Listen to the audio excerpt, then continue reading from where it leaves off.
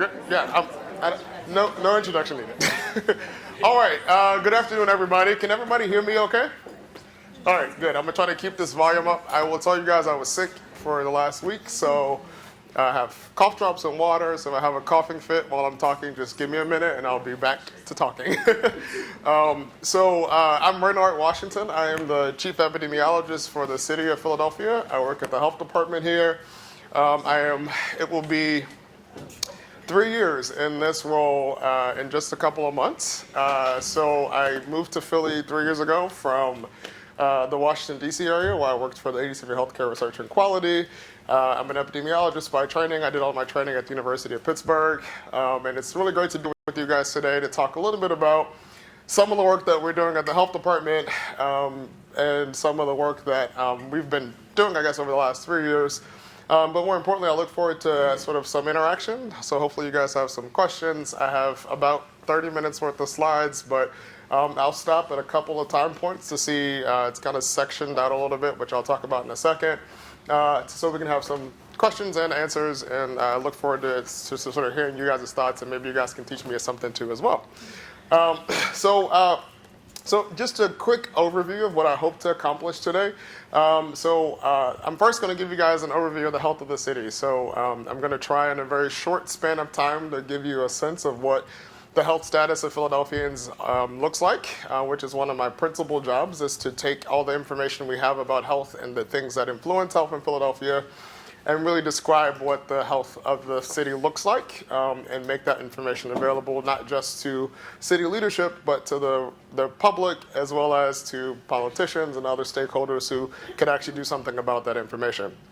Secondly, after that, I'll tell you guys a little bit about some of the newer surveillance activities that we've been engaging at the health department, some of which I think you guys will find interesting. Some are brand new, some are continuations of work that we have been doing for several years. But tell you a little bit about sort of what we do in terms of surveillance and some of the new things we're doing to help us do a better job of being able to describe the health of the city.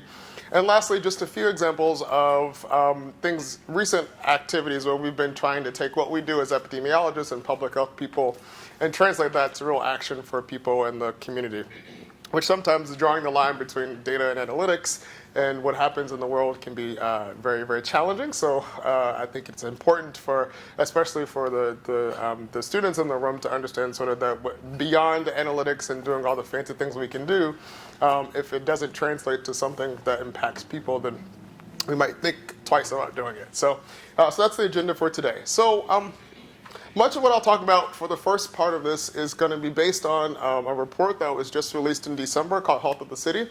It is essentially an executive summary of our community health assessment. I assume most people here have heard of a community health assessment. It's a process by which we at the health department go through to really sort of track on a routine basis the health status of people in the city. We do combine data from the local, a variety of sources locally, some state sources, as well as national data sources, to really highlight what are the public health status of the city, both in terms of health factors and health outcomes, and also sort of what are the assets that we have in the city that really are able to mitigate some of the challenges that we might see. There are well over 65 to 70 indicators that we at the health department track on a routine basis. Most of them are annually, some quarterly. And we look at these indicators when possible across the city over time, but also we try to disaggregate them into some subgroups, whether it be by sex and race, ethnicity, or age groups, or by geography in the city. And then we also try to compare ourselves to other major cities as sort of a benchmark to see how Philadelphia compares to jurisdictions that look demographically look very similar to that of Philadelphia. So Health of the City, this version of this report was actually started in 2017, really to create a more accessible way. Our community health assessment is a very exhaustive process. There's a lot of information, a lot of data. And it can be kind of tough for the average person to sort of take a 200-page document and make sense of it. So we wanted to create something that was a lot more accessible to the general public, but also to stakeholders in the city who are not public health people, but could really use this information to help with their decision making, either in terms of how they make investments or policies that they're passing or what they prioritize in their roles, various roles. So we created Health of the City, and it's available on the Health Department's webpage for downloads. I didn't bring printed copies for everybody.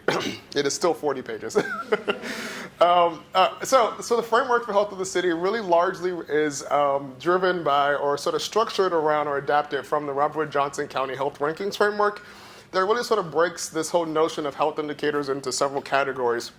So there's a bucket of indicators that really focus on health outcomes. So what's happening with people's health.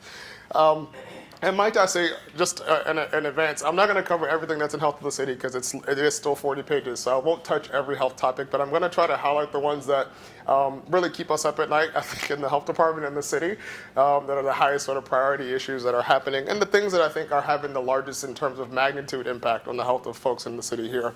But there's sort of 5 buckets, so it's organized. The first chapter is health outcomes, the second is health behaviors, which really are things that like nutrition, exercise, substance use. The third bucket is clinical care, which really focuses on individuals' ability to access certain types of healthcare services, both preventive and acute. The fourth bucket is physical environment, which focuses really on sort of structures and air quality. And the last and most important in many ways is social and economic determinants, which sort of captures things like education, and, income, employment, and community safety. So let's just jump right in. So if the first graph, and there are a number of graphs here because I'm an epidemiologist and that's what we like to look at, so just bear with me. I tried to make them all look the same. So the first graph here shows you leading causes of death in Philadelphia in 2018. And as you guys can see from this chart, overwhelmingly heart disease and cancer continue to be the leading causes of death in the city. And that's just been the case for quite some time and probably will continue to be the case for quite some time. So I will note something of real interest here, though, and some folks may have seen it in the news recently, is that cancer deaths last year did reach an all-time low. So, and both here in Philadelphia and really actually across the country, the number of folks dying from cancer, largely because of declines in lung cancer deaths, is declining, which is great news. The not so great news on this particular chart really is that injuries, particularly drug overdoses, accidents, and homicides, do remain among the top leading causes of death. And these things we largely feel are preventable, but contribute to a large number of deaths every year. And as you can see here, drug overdoses, and we'll talk a little more about that, is the third leading cause of death in the city now. And I will caveat that this is just among city residents. So you probably have heard numbers of how many people die of drug overdoses every year in the city. For example, in 2018, there were about 1,116 deaths from drug overdoses, but this is just 907 among individuals who were actually residents of Philadelphia at the time of death. The opioid epidemic and the rising rate of gun violence has essentially had a really strong impact on life expectancy. So this graph shows you guys the life expectancy for both men and women in the city over the last 20 years. And as you can see, for the from 2000 to 2010, we had a really strong increase in life expectancy. And this is consistent with what's happening not just in Philly, but across the country, where life expectancy in both men and women and across most racial ethnic groups was steadily increasing, which is really good news. And around 2014 and 15, when the opioid epidemic was really starting to get at its get some steam under it, we started to see really quick stabilization and those improvements among men, and started to see the trend actually go the opposite direction. So you can see the bottom line, life expectancy in men is much lower than it is in women, and that's consistent across racial groups. But you can see that trend of improvement started to go the other direction. We did see some declines of women as well, but it hasn't been quite as dramatic. And part of this is because of the men are more likely to be involved in also homicides as well. And so that's having sort of a double impact on the life expectancy for men in the city. When we look at life expectancy by race ethnicity, we do see even further, sort of more gaps become much more apparent. Life expectancy in the city is longest among non-Hispanic Asians, both men and women, and it is shortest for non-Hispanic black men. Again, that's because of their higher likelihood to be involved as victims of homicide. So life expectancy in black men is significantly lower than that of all other male groups, as well as other females as well. Beyond race and gender, life expectancy in the city also varies by where you live, and I think people have probably heard this statement for other times, just living in Philadelphia and many cities in the country, living a mile away from one spot to the next can change life expectancy by nearly 20 years. And that's the reality here in Philadelphia. So this actually shows you life expectancy by census tract in the city. And you can see the spread within the city is from 64 to 87, so by about 23 years, depending on where you live. And there are these pockets of the city that have very concentrated disadvantage and collectively have lower life expectancy. This map is kind of hard to disaggregate where those areas are, but the reality is income is a huge driver of life expectancy. In those areas that have the darkest green shading, meaning they have the lowest life expectancy, they also have the highest rates of poverty. This chart shows you what income inequality looks like if you map it on a scatter plot next to life expectancy in the city. And basically what you have on the x-axis here is income inequality. So a neighborhood that have more individuals in the lowest income bracket, so neighborhoods that have high proportions of people in low income brackets versus neighborhoods that have highest proportions of people in the highest income brackets. And you can see that where income inequality exists, life expectancy, as income inequality shifts towards the higher income brackets, life expectancy goes up. And we'll talk a little bit more about this in just a second. Shifting gears just a little bit sort of back to the leading causes of death. Many of the biological risk factors for heart disease and cancer, which are the two leading causes of death, such as obesity and diabetes and hypertension, remain really high in Philadelphia. We haven't seen very much movement in the rates of obesity, hypertension, or diabetes in the city over the last several years. And if we look at these rates, if we were to disaggregate these by race ethnicity, you will see among Black and Hispanics, the rates of hypertension and obesity and diabetes are much higher than they are compared to non-Hispanic whites. Again, those relationships are largely mediated by the rates of poverty in those respective groups. Cigarette smoking, which is a risk factor for cardiovascular disease and cancer as well, has reached an all-time low in adults and youth. So this is sort of our really encouraging and exciting news from Health of the City this year, is that smoking rates in Philly have gone down. Smoking rates in Philly have for a very long time been highest among all the big cities in the country. They were as high as 25%, meaning 1 in 4 adults were smoking cigarettes, compared to other cities where the rates were almost half of that or less. And so we have been doing a lot of work in the smoking space, and so it was very encouraging to see that in 2018, less than 20% of adults reported smoking cigarettes, which we think is good news. Similar patterns have been seen in teenagers based on data from the Youth Behavioral Risk Factor Surveillance System. The rate of teenage smoking is under 5%. It's about 2%.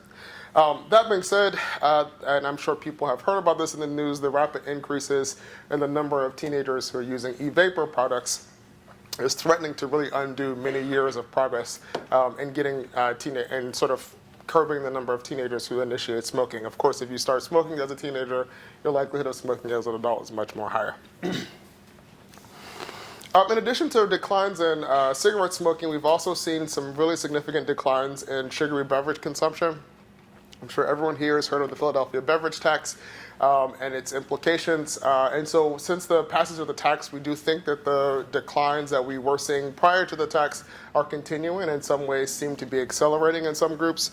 This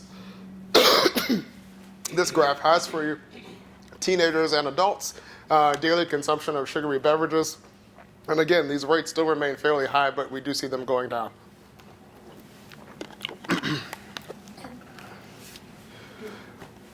The opioid crisis continues to have a very negative impact on the health of the city overall. This shows you the drug overdose mortality rate across racial groups, and I always try to disaggregate this by racial groups because oftentimes anecdotally we think certain problems belong to certain people, but the opioid epidemic impacts every demographic in the city, both in terms of age groups, in terms of race groups, in terms of geography. So it's really important that we appreciate that it's a huge issue across the city. And you can see that even in some groups, for example, the non-Hispanic Black group, while we saw some declines from 2017 and 2018 in drug overdose deaths, the number of drug overdose deaths among blacks in 2017 and 18 increased. So it's certainly a challenge for all communities in the city. And really, this is just the overdose mortality rate overall, but fatal overdoses are just the tip of the iceberg. So we have seen beyond the number of fatal overdoses, the number of non-fatal overdoses has exponentially increased. We have over 8,000 visits to emergency departments a year for non-fatal overdoses, thousands more for thousands more of just 911 calls for overdose reversals in the community. With expanded access to naloxone, we have lots of overdoses happening in the community without anyone ever reporting it to us. So the number of overdosing that's happening is exponential. And again, 1,100 people dying in the city in a year from drug overdoses is an exponential amount of individuals, and it has not sort of declined aggressively. Beyond the burden on the system for overdoses that could happen, we have obviously rises in maternal opioid use, which contributes to lots of system long-term problems for families, for those moms and for those kids. We have the rate of neonatal abstinence syndrome, so kids who are born with withdrawal symptoms, has also increased exponentially, just as it has fatal overdoses. Beyond these other sort of health outcomes, we've also seen a rise in infectious illnesses associated with injection drug use. So we had been seeing great declines in new HIV cases. We now have an outbreak of HIV in the city among persons who inject drugs. We also have an active outbreak of hepatitis A, B, and C. And so the notion of people sort of fatally overdosing is just the tip of the iceberg. And so there's been a lot of attention and a lot of work in this harm reduction space to really address some of these risk factors for individuals who are experiencing substance use disorder. Beyond the challenges I just described, increases in illicit drug activity also contribute to increases in violence. And so we are at the same time experiencing a resurgence or a re-increase of gun violence or gun crimes here in the city. This is, again, just the homicide death rate, but beyond homicides, for every homicide we have in the city by a gun, we have three or four other shootings that are non-fatal. So there's lots of morbidity and mortality associated with gun violence. This map on the side shows you sort of the density of fatal drug overdoses in the city by geography, and it also shows you all the shooting incidents for that particular year, which I think was 2018. And you can see that where there's a lot of drug activity happening, there's also a fair amount of community-based violence. And so the two are inherently tied together in many ways, and so increases in violence that we've seen over the last several years that I'm sure folks have heard about in the news is also very much in ways tied to the opioid epidemic. Shifting gears a bit, in large part due to ACA Medicaid expansion, Philadelphia is now doing really good in terms of health insurance coverage. About 1 in 10 adults are without health insurance coverage.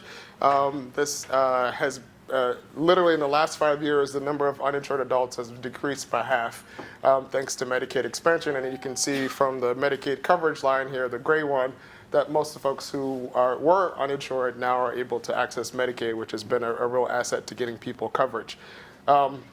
That being said, there are some subgroups of the population who still have challenges when it comes to health insurance coverage, particularly Hispanic adults. And this is really driven largely by the fact that among Hispanic adults, there are a large number of foreign-born non-citizen residents who are not eligible for Medicaid expansion. And so the uninsured rates still are close to 30%.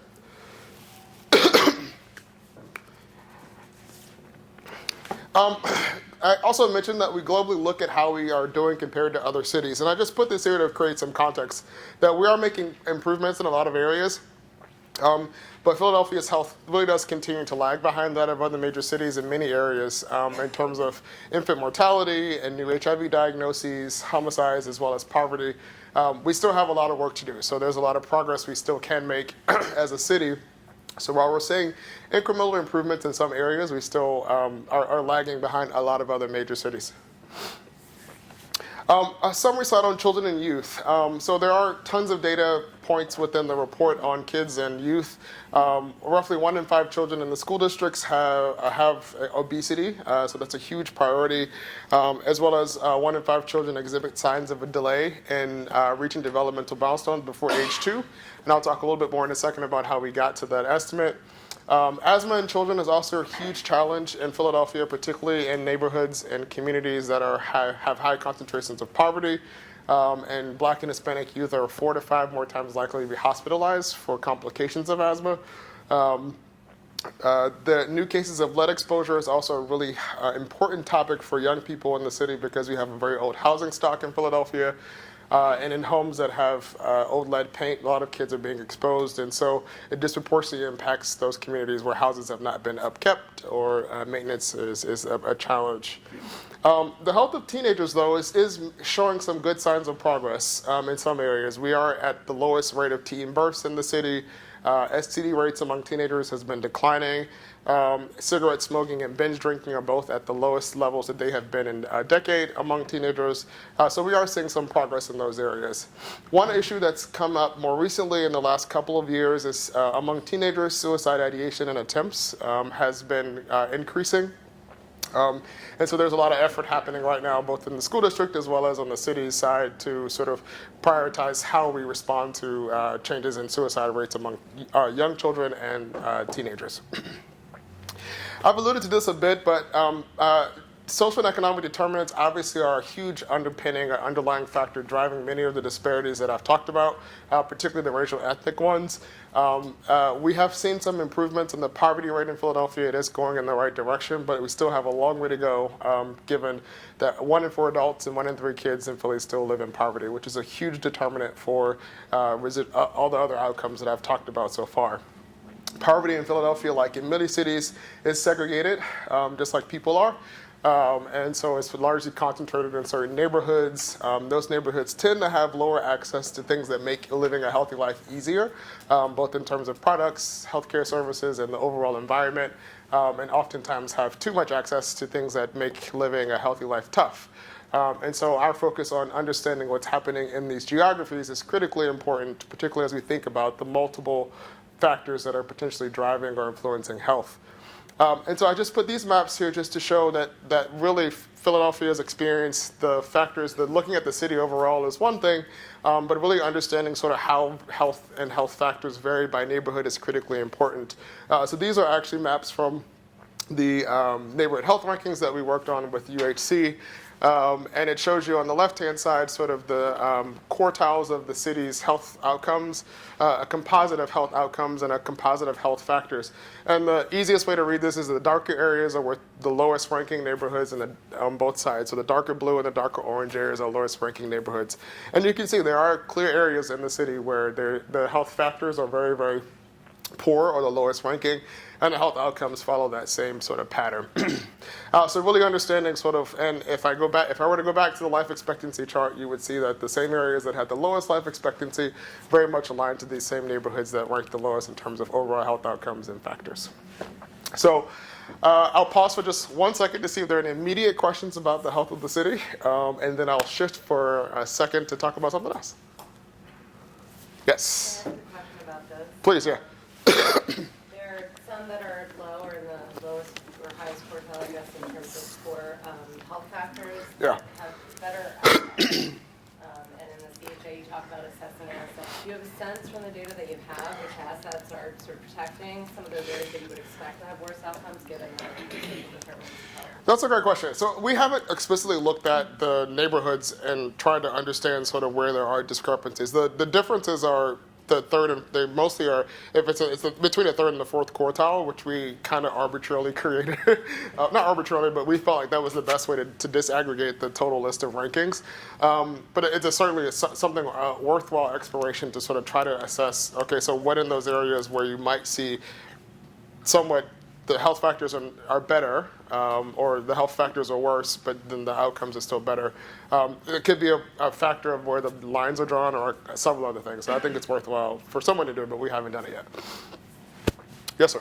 I had a question about the vaping. It looked like it was highest around 2014 or 15, then dropped fairly substantially, then went up a little bit. Do you think that's an accurate reflection that there has been that decrease? Or yeah, we had a whole debate about this. So there's some anecdotal evidence that around 2015 or whatever, I think Juul first hit the market, or 2015 to 16, when e-vaping products first hit the market, that there was kind of a surge and then it fell off.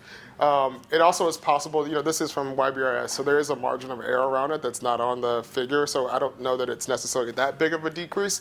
But there is some belief that there was the popularity of vapors when it first came out, and then it kind of surged off, and then marketing efforts really sort of kicked off once it declined. And this is sort of this is not confirmed, this is just sort of what we believe may have happened. Once the extensive marketing and availability of vaping products with THC became much more widespread, then the resurgence sort of happened in the last couple of years. And the same pattern happened sort of nationwide. So if you look at the national YRBS data, the rates were kind of higher, they were declining, and then they just kind of surged. And we didn't actually see as big a surge in Philly as that they saw nationally. So what happened nationally was where it went down to 5 up to 7, it actually went right back up to like 10 or 12. But again, the margin of error around these estimates is about 4% either way, so there's some limitations to what you can interpret from them. I'm happy to report, though, that we have passed regulations in the city to prevent, you guys may have heard about these, to prevent to further prevent youth access to tobacco. And folks may have saw in the news recently that we just had to close 149, or basically restrict permits for 149 tobacco retailers who failed inspections over the last 2 years. Basically, they were selling tobacco products to teenagers. All right, so I'll talk a little bit about a couple of new efforts that we've been engaging. And our job to really understand what's happening in Philly, we really are tasked to sort of have data that can really drive our decision making around what the health status of people is in the city and what are the factors that could be driving health. And so we're always thinking about what data do we need and how do we get new data. And so I thought it'd be helpful for you guys just to hear about a couple of new initiatives that we have and embarked upon in the last few years that really are going to help our ability to be able to characterize either what's driving health in the city or the status of it. So the first one is the Philadelphia Air Quality Survey. This is an effort, so in Philadelphia, air quality monitoring largely has taken place at very specific sites that were designated by Environmental Protection Agency. And there are about 13 sites throughout the city, mostly along the 95 corridor, did not really allow us the capacity to be able to say, is air quality in our neighborhoods any better or worse than the whole city or compared to each other? So the Philadelphia Air Quality Survey, PACS, essentially is involved us installing an additional 50 monitors in locations across the entire city. You can't really distinguish it here, but you can kind of see that there are more dots than 13. Excuse me. And where we now are able to actually have street-level neighborhood monitoring of air quality for a variety of types of air pollutants that both gives us a sense of the concentration of those pollutants as well as the mix of those and how that differs across the city. And so we just completed the first year of data collection. It took about 1.5 to 2 years to negotiate contracts to buy monitors, as it does in any government organization. For folks who've done that before, you think that's funny. Everybody else is like, what's he talking about? So we finally got monitors. We were able to install them, and they're up and working. So we will very soon be releasing a summary report of the first year of data. If you, shameless plug for Public Health Grand Rounds, there's Grand Rounds on February 19th at 5:30. We will be talking about some of the initial results from the PAC survey, excuse me, which provides, we'll have some land use maps to be able to show what air quality looks like by neighborhood in the city. So it'll be sort of our first public showing of that. But it really gives us a sense now to be able to, so many times people come to the health department and say, oh, there's something next to my house that's poisoning me. And we have no way of knowing necessarily how much air pollutants are in any area. So this gives us the capacity now to routinely and ongoing monitor air quality in much more smaller geographic boundaries within the city, which is important for health. Yes, ma'am. I see that they're not evenly dispersed, like they're more clustered within the city. What was the decision-making process of where you were going to monitor? Yeah, so there's several factors. They're driven by population density. They're driven by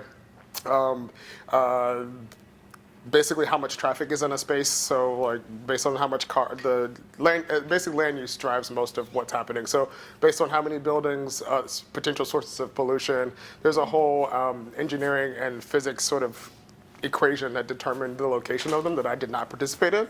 But I do know that it's based on land use and the types of things that are in that space. All right, so the second thing which is completely separate from PACS, is enhanced chronic disease and health behavior surveillance. In Philly, the health department doesn't have its own household survey, and so we have often relied on a local household survey that's done every few years to understand sort of what's happening with health behaviors in the city and prevalence of chronic illnesses. So we recently, in 2018, began a new partnership with the state Pennsylvania behavioral risk factor surveillance system to really oversample or expand the number of Philadelphians that are sampled or surveyed every year. So right now, the BRFIS, which is funded by the CDC, is a statewide initiative. It happens every year. It's ongoing surveillance of households. It calls and asks a series of questions about health behaviors and health status and risk factors for health outcomes.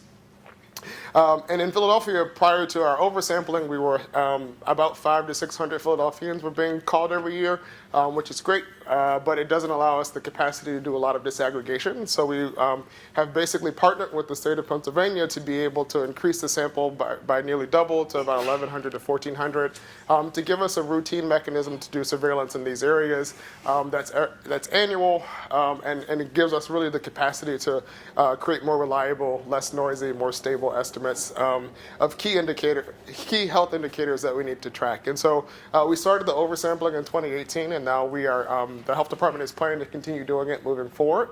And so the good news is that the health department is footing the bill for this, but if you access the public use files for the PA BRFIS, you will also be able to access the oversampled file. So it will be publicly available, so it will be an expanded sample within the Philadelphia stratum, which will be available if you want to do additional analyses.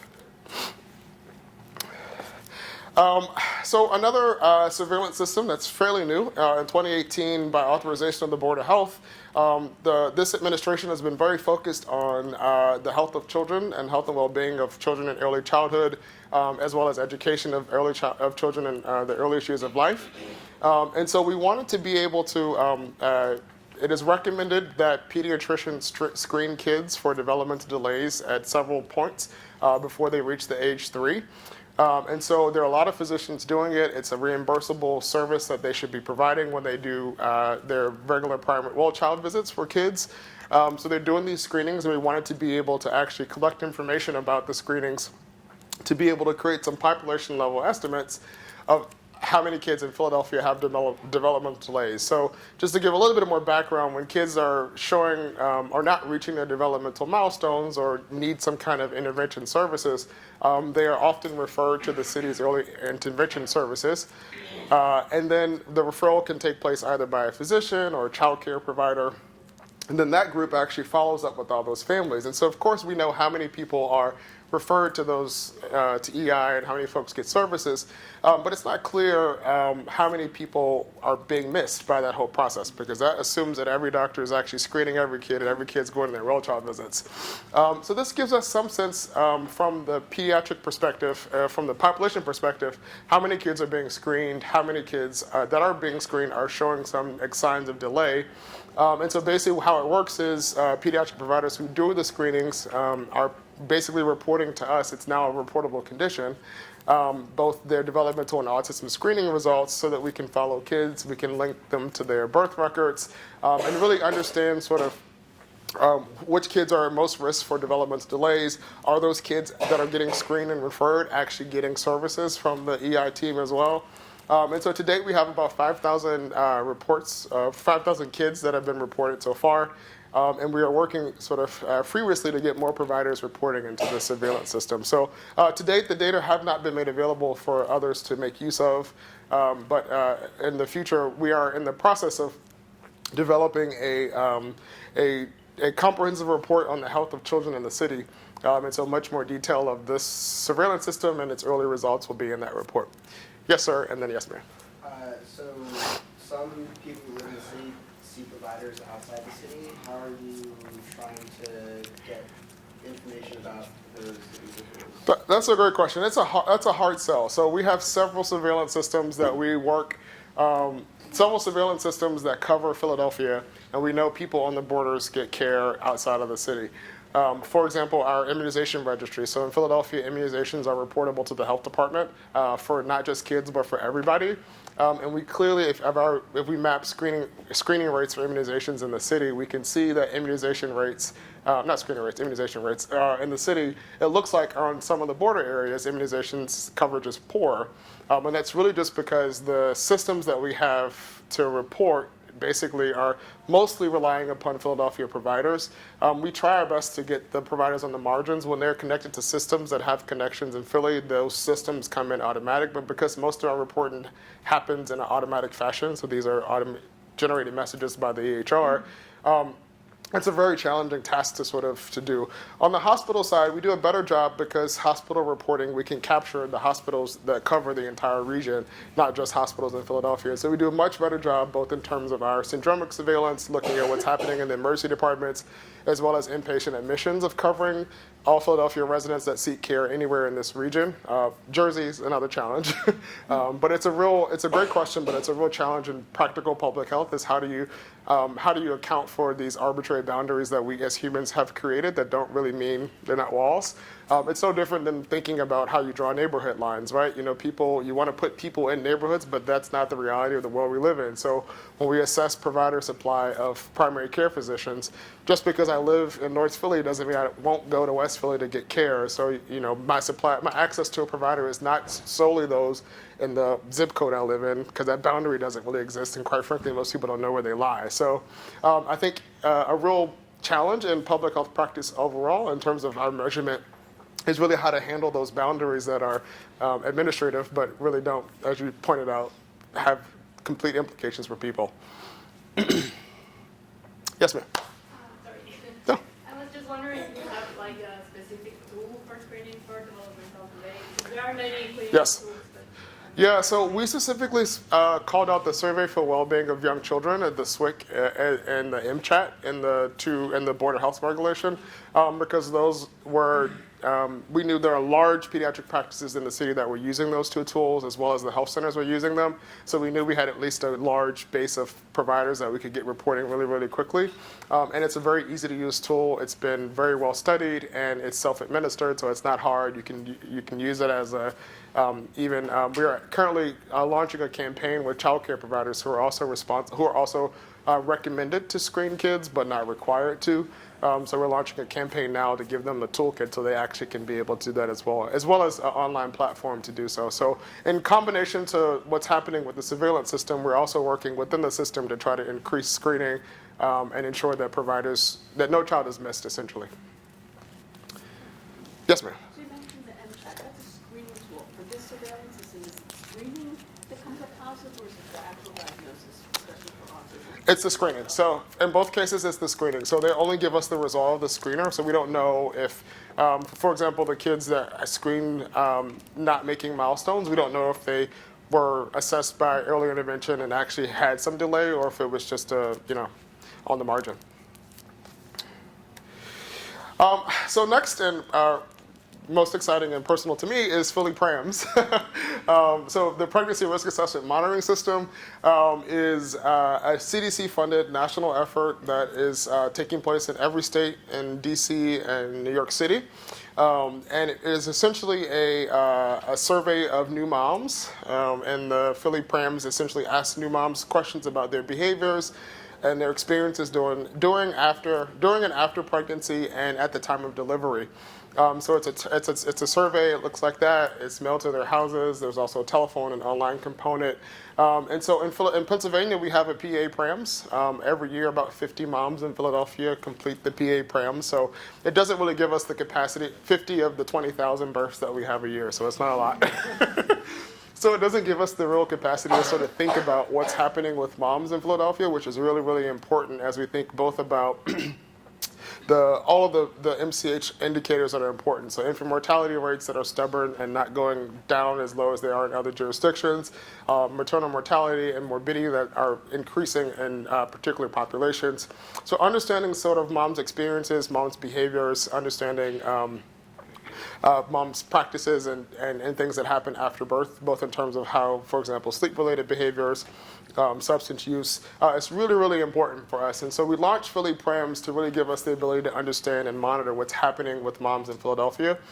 So we now have extended our sample from the 50 to 1,200 here in Philadelphia. And so we just completed cycle 2, or we're finishing cycle 2 now. So the first cycle, we're just finishing the data cleaning and weighting. And we're launching cycle 3 now. So we're really excited to be able to do this in the city and really create some sustainable way for us to monitor what's happening and really drive our decision making around MCH, maternal child health problems and issues and priorities. All right, so I have about 15 minutes left, so I'm going to just talk quickly about some public health data in action or data to action. As an epidemiologist, I love data. I like surveillance systems and all the stuff that we can do with them. But I think if, as I said early on, if we don't take this information and apply it in some context to the broader community, if our papers don't end up in someone's hands that can do something about them, they sit on the shelf. If all these nice reports that we do don't actually move any action, move the needle or get anyone to do anything, then you have to ask yourself, so what the point is. So I want to talk about just a couple of examples of reporting that really has translated to action in the community, and is still translating into action. None of them have been sort of like perfect to this point, but I think things are happening in the right direction.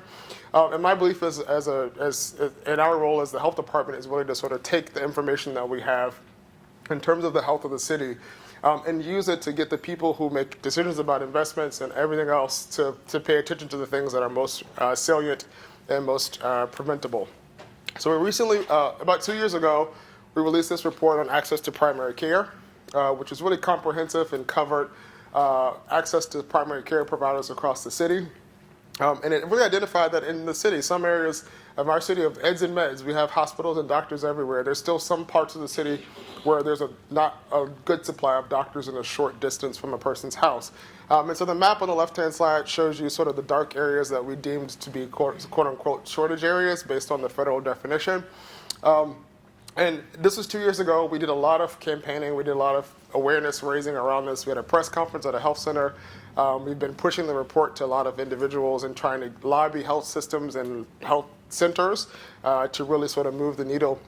And since the time that we passed the report, we've seen at least 3 additional health centers open in the areas that are shortage areas. And much of this has been driven by, again, there was a lot of press reporting. We presented the findings to City Council. And we also used this as justification to open a new city health center in an area that was a shortage area. So it was just an example of how we take information and translate that to real life action for individuals. I've talked about this earlier, and I'm sure folks have heard about it, but this is the neighborhood health rankings that we worked on in combination with UHC. And this project was really meant to be able to make health information accessible to people in the city that connected them to the neighborhood boundaries that they create themselves. So everybody lives in a zip code, a census tract, a planning district, a council district, and all these boundaries don't align with each other, but people just know their neighborhood. So the goal here was to create a summary of health at neighborhoods that people could connect to in a way in neighborhoods that actually made sense to them. And we created a microsite that would actually make it more accessible for people to just be able to easily go online and navigate it, as well as paper copies, of course, so that people could see where their neighborhoods were, how they ranked, and what the factors were that were driving their health. This has gotten a lot of publicity and a lot of attention, but most recently I just put this picture here because it's on the floor and the walls of the Franklin Institute. Excuse me. And the Big Heart exhibit, which really gives an opportunity for people to, all those folks that go through there, to interact directly with this health data and better understand what are the factors. You know, these big maps are really looking at factors in neighborhoods that drive health, as opposed to just focusing in on the health outcomes. And my last example was Brotherly Love, which I'm particularly proud of, was a report on the health of black men and boys in the city of Philadelphia. Black men and boys make up about 20% of Philadelphia's population. And we have the lowest life expectancy of every demographic in the city. So the narrative around why black men have low life expectancy can be constructed or misconstructed depending on who tells the story. So the goal was to use health data to really sort of tell the story of the very complex and all the factors that drive the low life expectancy among black men, and point to some of the areas where we really can collectively address the factors that are driving those inequities, and also to raise awareness among black men as a demographic of their health status. So we have been doing a lot of stuff in this space to really sort of get the information out to people. We partnered with the local church to release the report at the Know Your Numbers event, which has about 2,000 black men that come to that church on one day for a health job life fair with a bunch of a series of seminars, et cetera. And then we've been having these action academies across the city to convene black men to sort of raise awareness, but also to start a movement of individuals invested in making change for black men in the city. And then this picture in the middle is actually the Brothers Stroll, which is a new initiative in partnership with the Office of Black Male Engagement to really get men out in neighborhoods and connect them to resources where they live. In addition to that, the health department is currently working on some exploratory analysis to really try to understand in focus group fashion what are some of the factors that might sort of contribute to a broader awareness campaign just focused in on black men specifically. If we think about the differences between equity and really trying to address equity, we have to focus in specifically on the groups that are most impacted. So that's all I have. Thank you. I'm happy to take any additional questions.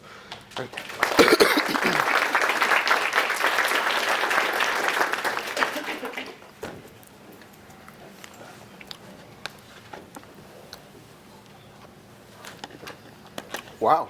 Yes, ma'am. The monitoring of the children, is anything done or said about the trauma in various neighborhoods, ER, whatever?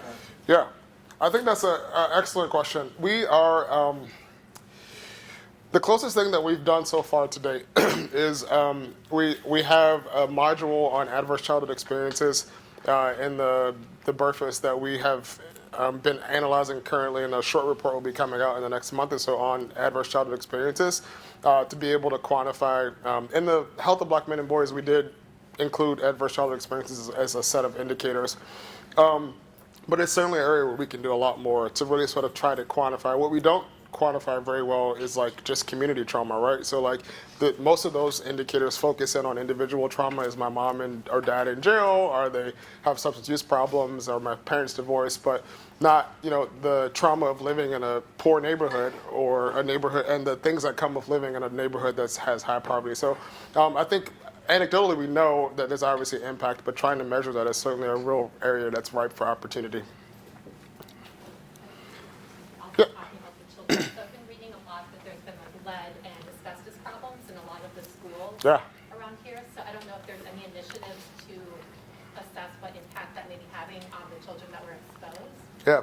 So we have not embarked upon any specific analysis with the school district as it relates to exposure in those schools. We look very closely. Obviously, the biggest threat to lead exposure, not asbestos, is in the earliest years of life, so under the age of 6. So the threat of sort of secondary schools becomes less of a big worry. Most small children in Philly who are poisoned by lead are poisoned in their home. Some have some evidence of community exposure, but the majority of kids the health department, whenever a kid have really high levels of lead exposure, we go to their house and do an assessment, and that assessment shows us that in most of those homes there's some evidence of lead exposure in the home. Most often it's just chipping paint, and we work with the families to get it remediated. But lead and asbestos together in the school district, we have not done an assessment yet to see if the health consequences of those potential exposures. The school district may be doing something, but not in combination with us at this point. Sounds like me. Yes, sir. Yes, I'm wondering if there are any efforts to evaluate policies or programs that are outside of the health department. I think the new regulations regarding health workers, all of these things that the rest of the city government is doing. Yeah. Have consequences. Yeah, so we don't have we don't necessarily have a formal process for like health and health policies or assessing the health impact of policies. It's certainly we are involved in a lot of policy making outside of the purview of the health department. So our team, because of the health consequences of policies, we lobby for or against policies. And we're not lobbyists, but we lobby, if that makes any sense. Advocate, I guess is a better word. Educate, whatever. So we are involved in a lot of those, but it's certainly not a systemic process by which we assess every policy that's being passed in the city and make some kind of determination of the health impact of it. But we do monitor, we have a whole operation that monitors what's happening in city council and state policies as well. We have a state and federal policy advisor on staff in the health department to do a lot of that monitoring for us to be able to say when we need to jump into the equation. So even federal policy, I mean, I've been to DC twice now in the last year to advocate against federal policies that we think will have an impact on health insurance coverage here in the city and the potential public health threat of those. So we do get involved. Is it systemic? No, but we try to, as we have the bandwidth and capacity to do so, like we want to get more involved in the gun discussion at the state level, right? But we're a local health department, right? So really figuring out how best we can do that. One of the strongest tools we can use is what we do as epidemiologists. If we can use information and data to sort of tell a story, or to point to evidence around either in support or against it and raise awareness to those things. So I can put out a brief, send it to the press, make sure they have it. That's a very powerful tool that can be used to really move the needle in one way or the other. And that's for better or for worse. So if there are issues that are really high priority in the city and you want people to pay attention, like brotherly love, black men is a huge demographic that's falling behind, then you got to figure out a way to raise awareness and point people's attention to them.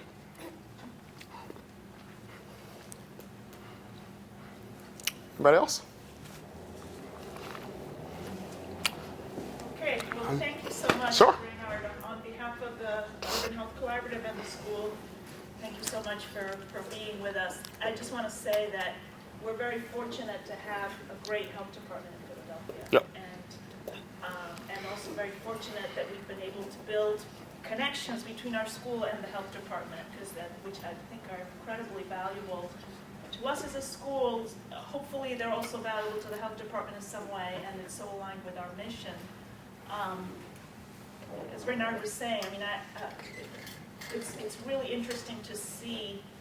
I happen to be on the Board of Health, which is an honor and really interesting, but it's really interesting to see exactly what Raynard was describing in terms of using data to motivate a policy and then go through the process of how do you write the policy, Yeah. how do you regulate, and I think the tobacco example that you Yeah. mentioned in passing, where there was data showing that density of tobacco outlets by neighborhood is different, and there's all this literature relating this to consumption, and then the health department came up with proposed regulation to limit that and as a result of that, a number of It's working. 100 and something Yeah. tobacco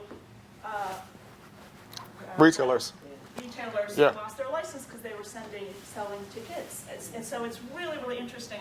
I'm always hoping we should do some case studies for our students that track that whole process. Yeah. Because it's just public health in action. It reminds me whenever I'm there why I got into this business to begin with. So thank you very much. Yeah. It's been great to have you. Thanks. Yeah.